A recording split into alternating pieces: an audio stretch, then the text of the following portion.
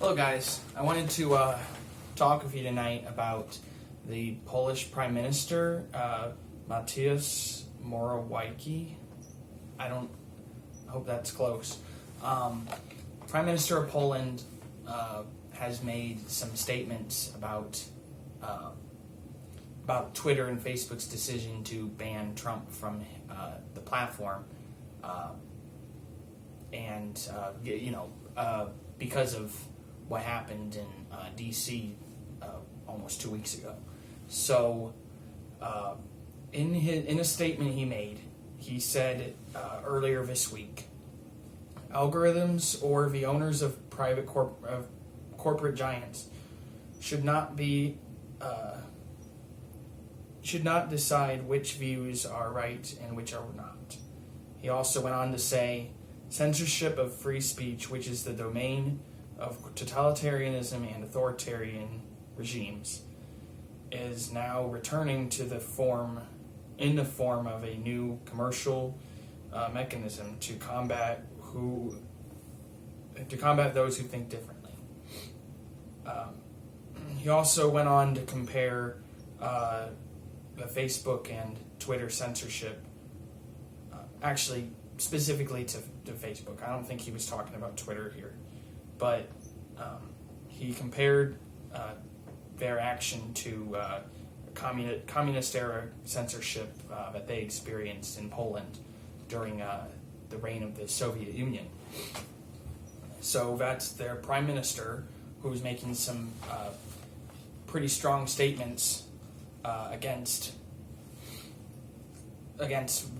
Facebook's actions, and surely the actions of Twitter and other tech companies, I assume indirectly, because he's talking specifically about Facebook, but it's kind of hard not to tie in what's going on with the other tech companies right now. But so let me revisit the second thing I said.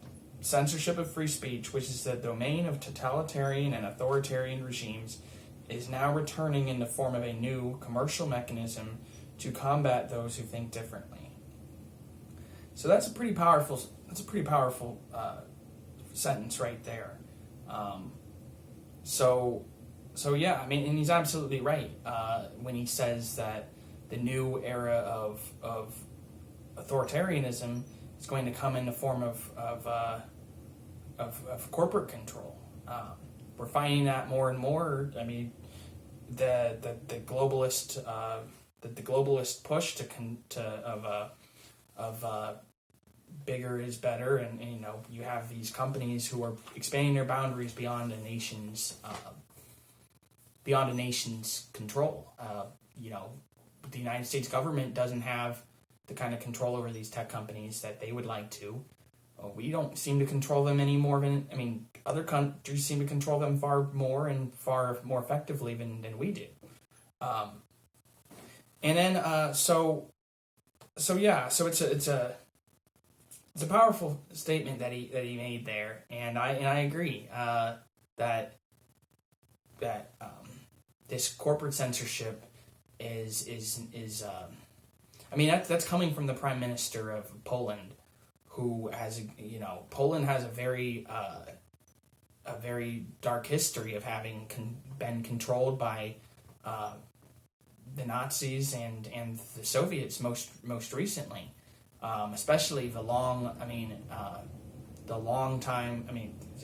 history of Soviet oppression in Poland. To make that to compare what Facebook did, it has been doing to communist-era censorship. I mean, he's not mincing words there.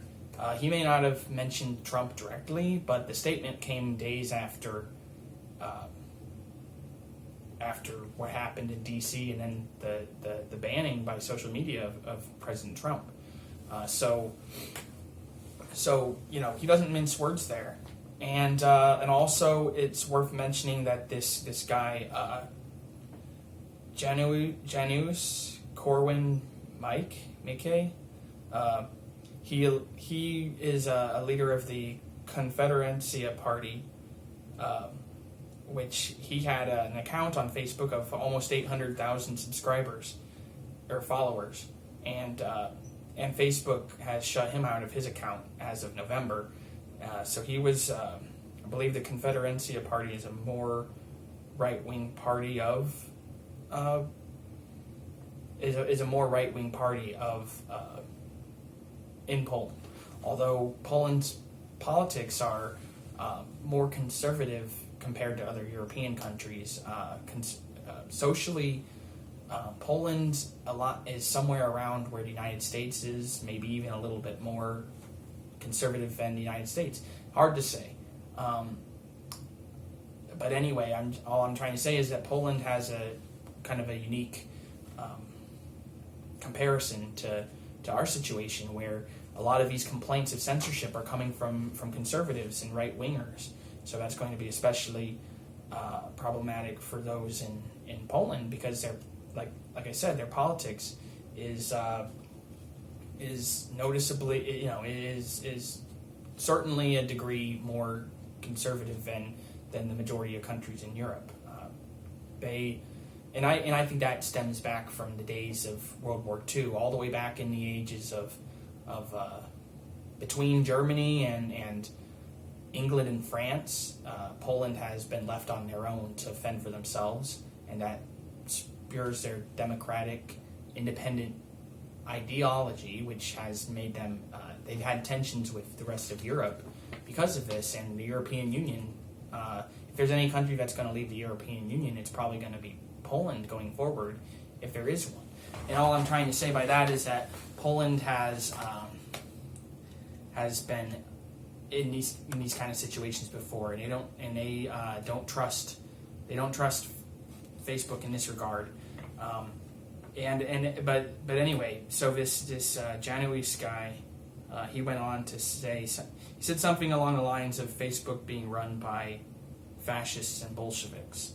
And that's interesting that he would say that, given that Poland has previously been occupied by fascists and Bolsheviks at different times, of course, although almost overlapping. So, it's just another example of this. Although the Mexican president, AMLO has come out with probably stronger statements yet, but as far as what he is going to do with going forward, as far as dealing with these tech companies and their censorship. So, and it's just fascinating that you have these leaders, especially their prime minister Morawiecki in Poland, who I'm not surprised that they take this extra seriously, because Poland has been struggling to have freedom and independence in their country for most of their existence. I mean, I think for the last 200 years they've been independent for maybe a quarter of that time. Don't quote me on that, but I know that Poland has struggled with independence for a long time, so it makes sense that they would be especially touchy about this subject. Although there is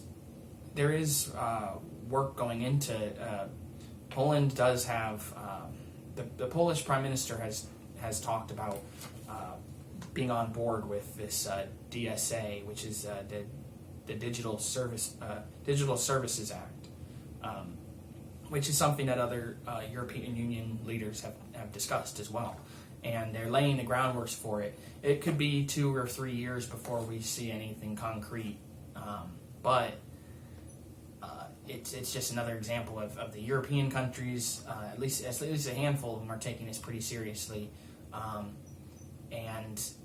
yeah. I mean, if this is what Facebook and Twitter meant to have happen, I don't know what they were thinking exactly. Maybe I don't know. Maybe they must be turning a corner here, and regarding governments and people's opinions less and less. And I don't know if that means that they're feeling extra secure or they're about to lose all their security. That's hard to say. It's under debate, but they will be facing more regulation coming from Europe. I'm pretty sure of that. If it doesn't get started in Poland, it's going to get started in Germany or France.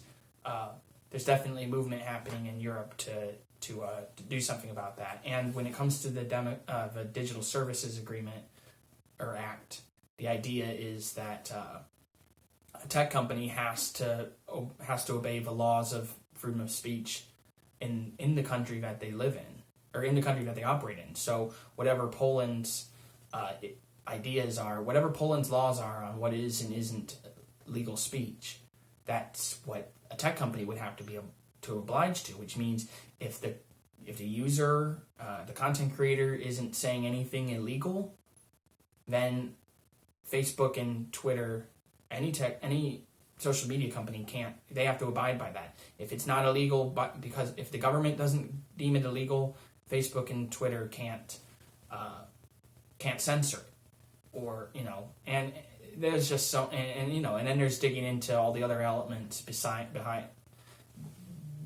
demonetization, kind of trying to hide and bury content. Those are other things that aren't direct censorship, as in the sense of, it is censorship, but it's not as cut and dry as, oh, we're going to ban you from an account, we're going to not allow you to post certain statements. It's a lot easier to hide your censorship in the algorithm, and that's something that Murawicki had mentioned here. So he's on board for dealing with these tech companies, and there's a decent amount of leaders. There's a good handful who are taking who have made strong statements against the big tech's decisions here with President Trump. So should be very fascinating seeing where things go forward. All right, thank you guys.